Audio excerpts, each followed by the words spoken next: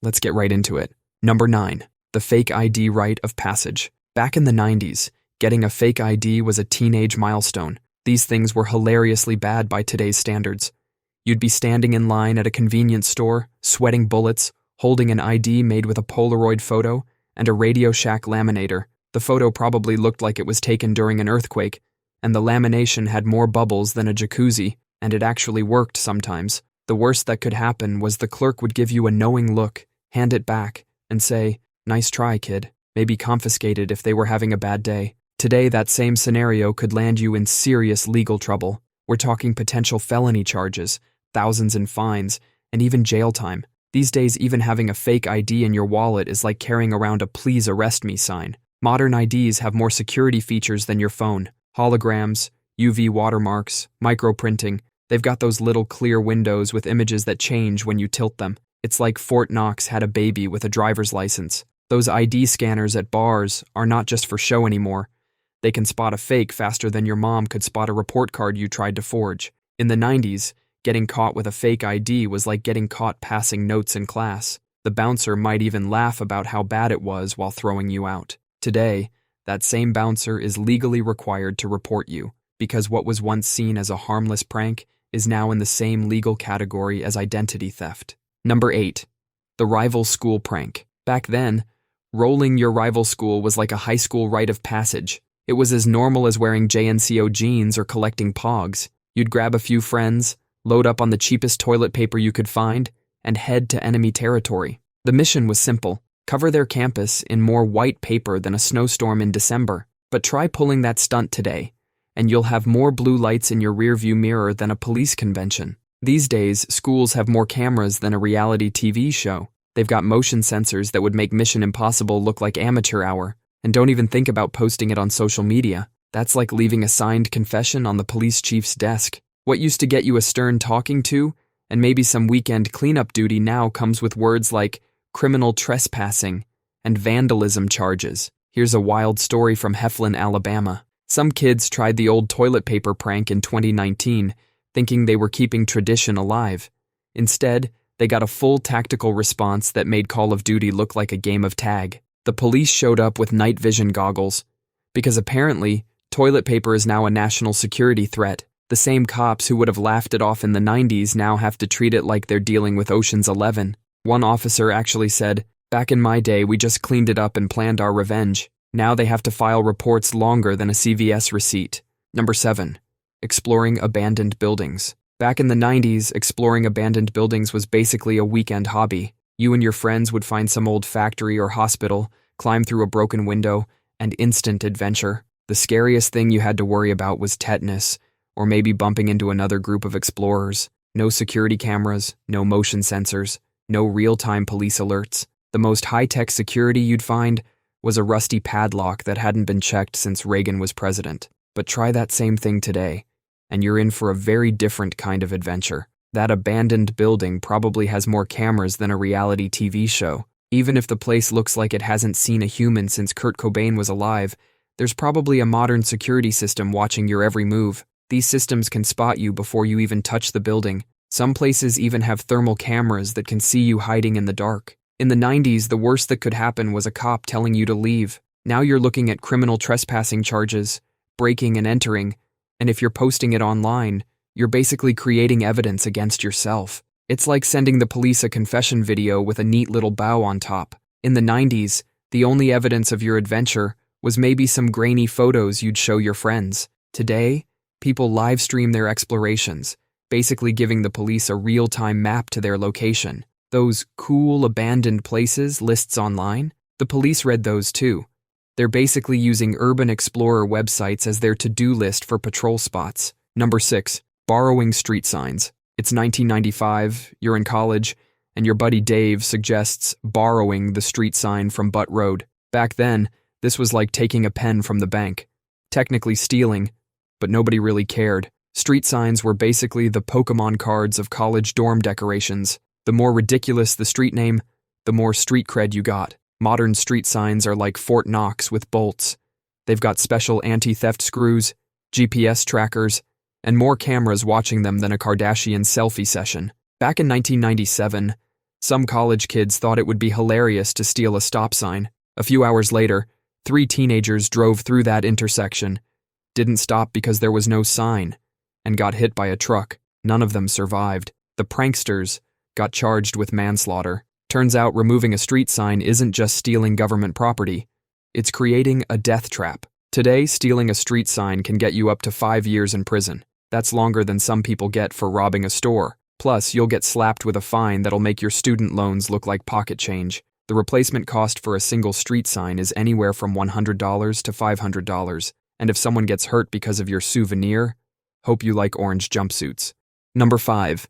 The Camcorder Pirate. It's 1995. You're at the movies watching Jurassic Park, and the guy next to you pulls out a camcorder the size of a small suitcase. Back then, everyone knew what he was doing, but most people just rolled their eyes. Today, that same guy would be leaving the theater in handcuffs. In the 90s, camcorder pirates were like the annoying cousins of the movie industry. Everyone knew they existed, but nobody took them too seriously. Camcorder recordings from the 90s looked like they were filmed during an earthquake, underwater, through a sock. You'd get audio like someone coughing, a baby crying, and that one guy who has to explain the entire movie to his girlfriend. These theater recordings were so terrible that movie studios didn't even see them as a real threat. It was like trying to rob a bank with a water pistol. Then digital cameras got better, smaller, and suddenly that guy with the suitcase-sized camcorder evolved into someone with a tiny camera that could actually capture decent footage. That's when the movie industry stopped laughing and started calling the cops. Today, if you pull out your phone during a movie, you might get a surprise visit. The penalties now include up to 3 years in prison and fines up to $250,000. You could buy a house in some states for what it costs to get caught filming Fast and Furious 47 on your iPhone. In 2007, a guy named Johnny Ray Gasca got 7 years in prison for recording movies. 7 years. That's longer than some people get for actual robbery. Number 4. The he's fine, I cracked a window dog. Leaving your dog in the car used to be as normal as forgetting to rewind a Blockbuster tape. Back in the 90s, every grocery store parking lot was like a dog daycare center. You'd see labs, retrievers, and German shepherds just chilling in cars, usually with that classic cracked window setup. People treated car windows like they were some kind of magical temperature control device, like somehow that tiny gap was going to keep your car as cool as a 7-Eleven freezer section. But that's not how thermodynamics works. On a 75-degree day, your car can heat up to 94 degrees in just 10 minutes. After 30 minutes, you're looking at 109 degrees. That's hot enough to cook an egg on your dashboard, which probably isn't great for your furry friend. These days, leaving your dog in the car is about as socially acceptable as wearing a fanny pack to a wedding. In most states, it's not just frowned upon, it's straight up illegal. And we're not talking about a small fine either. In some places, you could face animal cruelty charges, which means potential jail time. Here's the wild part. Random people can now legally break your car window to save your dog.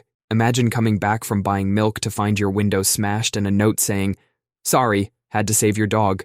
Totally legal though. One minute you're running in just to grab one thing, and the next minute there's a Facebook Live video of your car going viral, with someone filming your license plate while narrating like they're David Attenborough documenting a crime against nature. Number 3. The amateur hacker. It's 1995 and you're sitting in your parents' basement.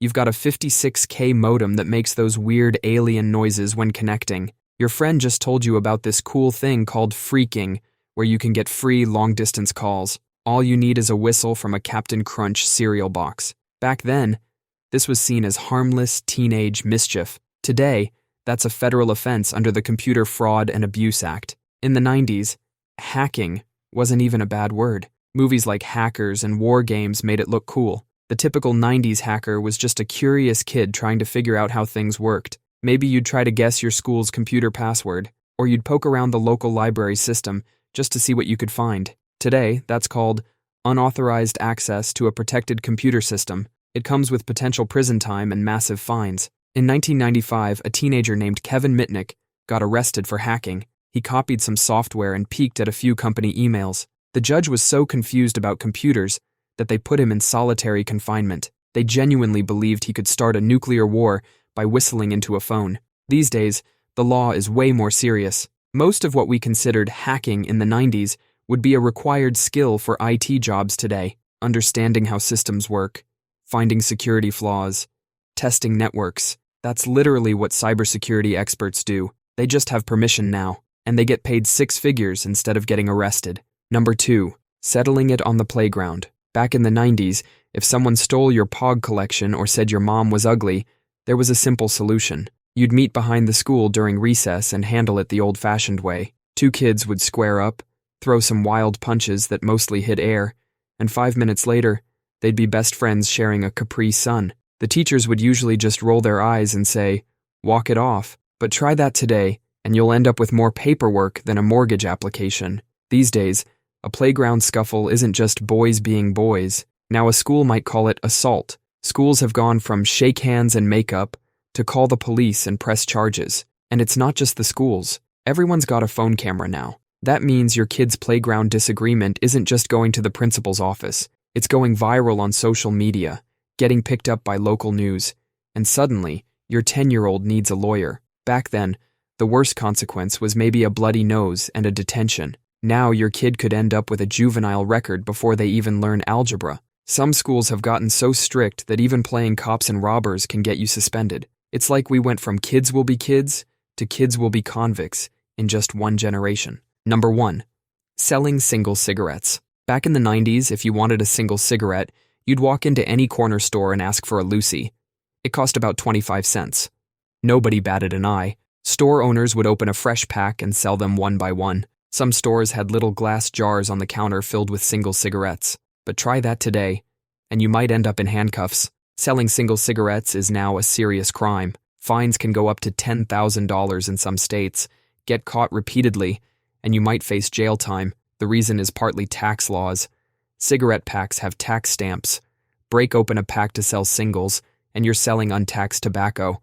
The government doesn't like missing out on that money, but taxes aren't the only reason. Health officials say selling singles makes it easier for kids to start smoking. It's a lot easier for a kid to scrape together 50 cents than $10 for a whole pack. Crackdowns on Lucy sales have had serious consequences. Eric Garner was confronted by police in 2014 for allegedly selling loose cigarettes. He was choked to death during the confrontation. What was once seen as a normal, everyday transaction at the corner store became the starting point for a national tragedy. That's all for today.